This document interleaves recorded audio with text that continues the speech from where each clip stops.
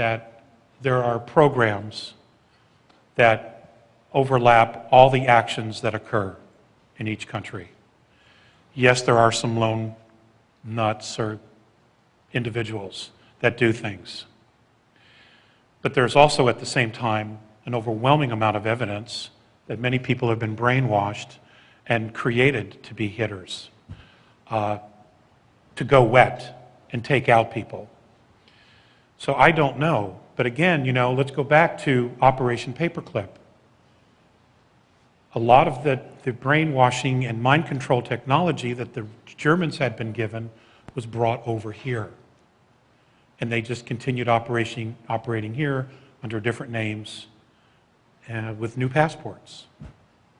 So it's a very big, and I don't know all the components, it's a very big question, but on the surface, does it look like it was done on purpose? I mean, look at the individuals, who they were. They were making change. They were creating an awareness. They were behind a very powerful, or the focal point of a very powerful movement for change, to make things happen, for the betterment of everybody, okay?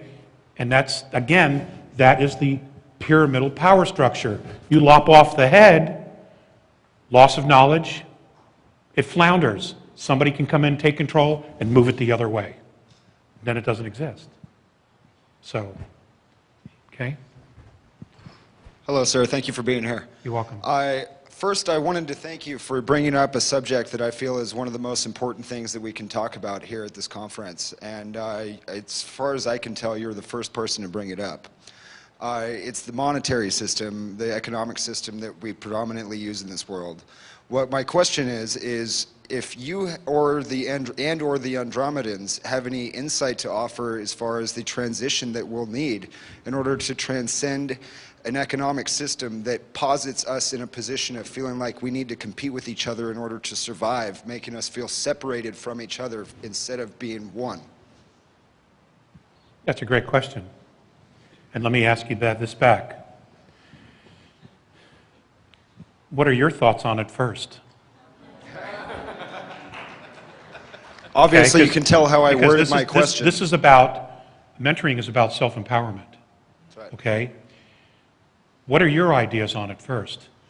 You know, it's great to ask somebody for their advice when you don't have a clue what you want to do, okay?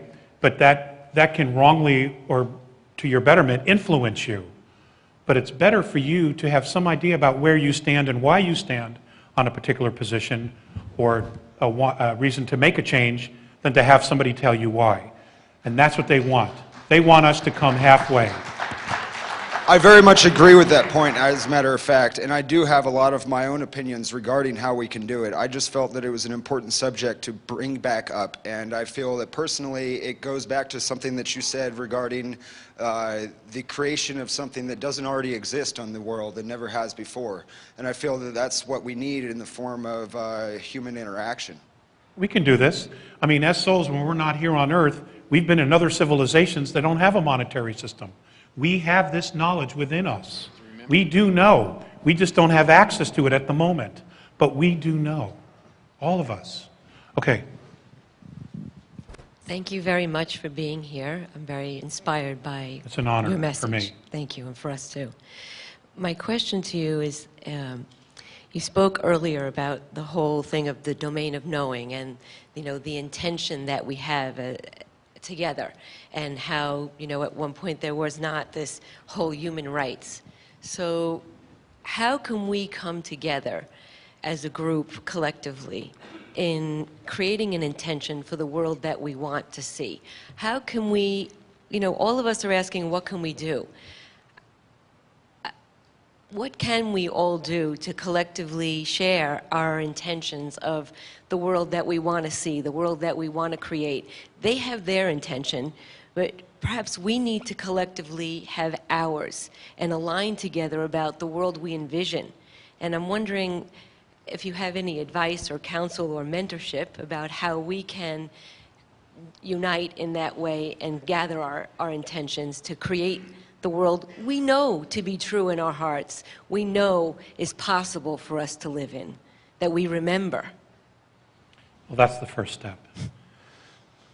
Just talking with your friends, people of like mind, okay, just creating that vortex of knowledge, of harmonic, of frequency. And as you begin to talk more and more about it, your group grows. I'll give you an example. The best example that comes to mind is in Colorado. There were a group of women who were the wives of soldiers over in Iraq. And what they did was they formed something called the Kitchen Militia, okay, where they would all get together, not only share recipes and about rearing children, yada, yada, yada, and sharing information and letters about their spouses overseas, but they would also start talking about different ideas. And some incredible ideas came out of the Kitchen Militia, and several of them even started companies of ideas that came out, and now they're employing many of the people within the Kitchen Militia. So it's very simple steps. And again, it individually, this doesn't necessarily, I mean, this has to be a grassroots. And all it takes is a focus, a turn of our focus away from the drama and the crap that they want us to focus on the news and CNN, etc., and start thinking about, what is it that I want? What information do I want to know? What do I want to hear? Okay, what information do I want to hear on the news? What kind of neighborhood do I want to live in? Okay, what do I want to talk to my friends about? What's really important to me? And ladies and gentlemen, back in 1993, I was telling everybody to throw their televisions away. I really was. You know, I told you so. Okay? Thanks. I mean, we have one, and we just watch movies, and we choose which movies we want. I do have rabbit ears so that I can watch the election to find out who's going to screw us for the next 4 years. Okay? And that's roughly it. And the Super Bowl. But now I can get that online, so now I don't even have to plug in the rabbit ears. So, you know, you guys know this stuff. You know this stuff. You just have to want it. You just have to want it. You got to want it so bad that you're willing to just do it and say, enough is enough. You do that with your kids. You do that with your neighbors. You do that with your bosses. Now you got to do it about your life. What is it that you really want? Get some clear, distinct ideas about what it is you really want. Because the system we have now is crumbling, and it's going to continue to crumble. All the illusion in the world is not going to keep it standing because it's run its course. It's done. So we have to create something else. And we have to, because if we don't, the powers that be will create it for us. And I guarantee you, you will not be free. You won't be free. You won't like it at all. You won't. It's a given, absolute given, because it's all about them. It's not about you. And as Spock once said, the needs of the many outweigh the needs of the few. Next question. Alex, my name is David Farman. I represent Alien Shift, alienshift.com. The page we made for you is between 250 pages, is one of the most visited. Alien Shift is about new hope for humanity, and you are one of the, we could call you the new hope for humanity. I want to thank you for all the stuff you've done. Basically, my question is, I'm sorry, you want to say something? It's not about me. It's not about me. It's all about us. And the question I have is about us, the public. Every ufologist, past 30 years I've been watching, they write books and videos and they go home. There is no unity, there is no group that can, how can we create such a 40-man international group that would have a leader like you, for instance, or whoever else want to take the position, and we have our voice with ET and with the people of the earth. You guys are all waiting for governments. Don't do that. Don't do that. We are the governments between humanity and the ET. Do not wait for any governments to help you guys.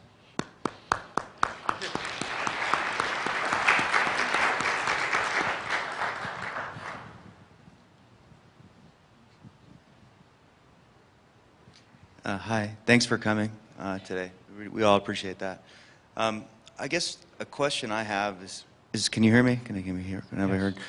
I kind of have a profound question, or it's somewhat profound, I guess, which is to say that on the one hand, I think that we all want to access knowledge and we want to know what's going on, and that is empowering. On the other hand, it is also true that the more we know, to a certain extent, the more of a target we become.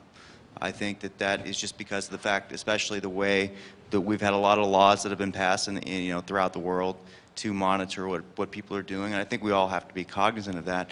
And I'm asking, what do you think? How can we access? We know that there's powers that are off planet. We know that the matrix itself, or the higher self, is one of purity and strength. How do we access that in the face of the fact that we do put ourselves, I don't know if it's at risk, but that we put ourselves in somewhat of a precarious position, and that we're facing a very, very organized and very strong union across the planet, and how do we get there? How do we empower ourselves? That's what I guess I want to ask. Okay, let's deal with the first thing you said. I want you to do me a favor, just for a moment. I want you to get down on your knees. No, give him the mic. Just get down on your knees. Okay. Okay, I want you to get down on your knees. Yeah, just like that. Look at me. I want you to look at me. Not what I was expecting, but do you want to live the rest of your life like that? No, not particularly. No. Okay, then stand up. Then stand up.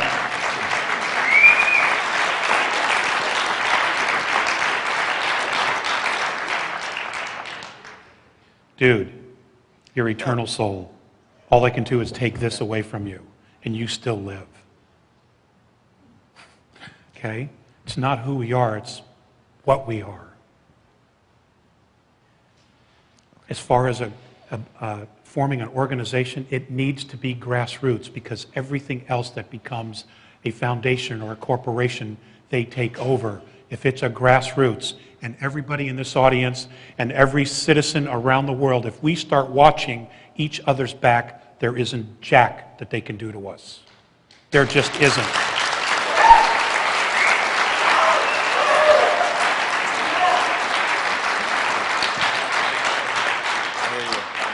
Okay, that was dramatic. Here we go. Thanks. I got up because I wanted to assert that we are the ground crew. Sorry. I wanted to assert that we are the ground crew, and that we are being mentored, and find out if you disagree with that this is the choir, and that we are being mentored already, whether we've been tapped on the shoulder by someone from another part of the galaxy or not. And that we should stop denying that we are already being mentored, and we already are getting the message of what it is that we need to do. Well, I think George said it best yesterday, Mr. Green. We are extraterrestrials. You know, we're just trying to reconnect the kin, basically. You know, so yeah, you're absolutely right. You're absolutely right. I don't have any problem with that. The reason for my purpose for reiterating it is knowing that these things go wherever they go, and that there are so many people now coming into this, discovering it for the first time, or at least asking questions. And it's important to bring them on board as quickly as possible, to just have them to plant the seed. Hey, on some level you are already being mentored spiritually, and we just need to bring the physicality and connect that to the spiritual essence of ourselves. Thank you. That was my purpose. Great.